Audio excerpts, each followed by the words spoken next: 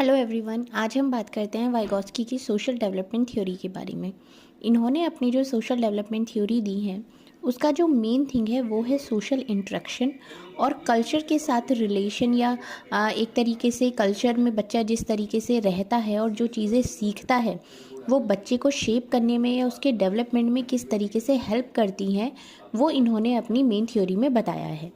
अब जैसे इन्होंने यहाँ पर आप ये डायग्राम दे सकते हैं, the things I can do with my own.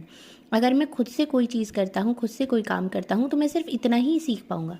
और जो उसके आउटर वाली लाइन है, जोन ऑफ प्रॉक्सिमल डेवलपमेंट, वो क्या है कि अगर things I can do with help, अगर मुझे किसी की हेल्प मिल जाती है या कोई मुझे गाइड कर देता है तो मैं इससे बहुत बेहतर सीख सकता हूँ। जो इनकी मेन थ्योरी है वो यही है, सोशल डेवलपमेंट थ्योरी।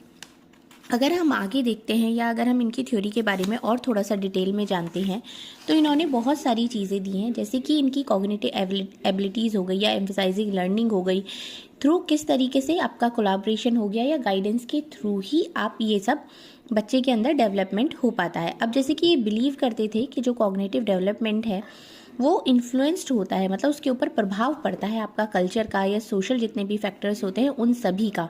उससे जो बच्चे का जो डेवलपमेंट होता है वो बहुत ही अच्छी तरीके से होता है। जैसे द मोर नॉलेजेबल अदर्स, इन्होंने एक और टर्म को यूज़ किया है MKO। वो क्या है? जो भी लर्नर है उससे जो ज़्यादा अच्छी तरीके से जानता है, जो हायर लेवल की एबिलिटी रखता है, ग्रेटर अंडरस्टैंडिंग है उसकी, उसको इन्होंने मोर नॉलेजेबल अदर बोला है। वो उस बच्चे को सिखाता है, उसको गाइड करता है, जिससे उसका जो डेवलपमेंट होता है वो और अच्छा होता है। और इसमें एक और चीज़ इनकी आ जाती है, वो होता है इनका जोन ऑफ प्रॉक्सिमल डेवलपमेंट। ये क्या है? ये रिलेटेड है कि बच्चा खुद से क्या सीख रहा है, और अगर बच्चे को किसी की गाइडेंस मिल रही है या किसी की हेल्प मिल रही है तो वो उसमें किस तरीके से सीखेगा, इससे ये चीज़ रिलेट करती है। वो है आपका जोन ऑफ प्रॉक्सिमल डेवलपमेंट।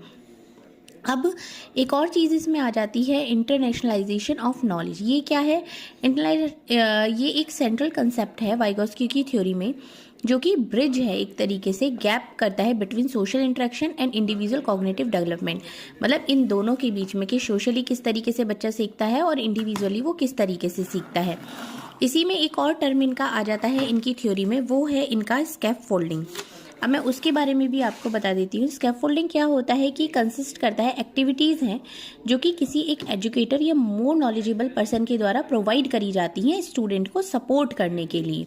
ठीक है, वो किस में आता है? वो जोन ऑफ प्रॉक्सिमल डेवलपमेंट में ही आता है। ये एक डायनामिक प्रोसेस होता है जो कि चेंज करता है स्टूडेंट के बेस को, और ये सिचुएशन में अलग अलग होता है। Thank you.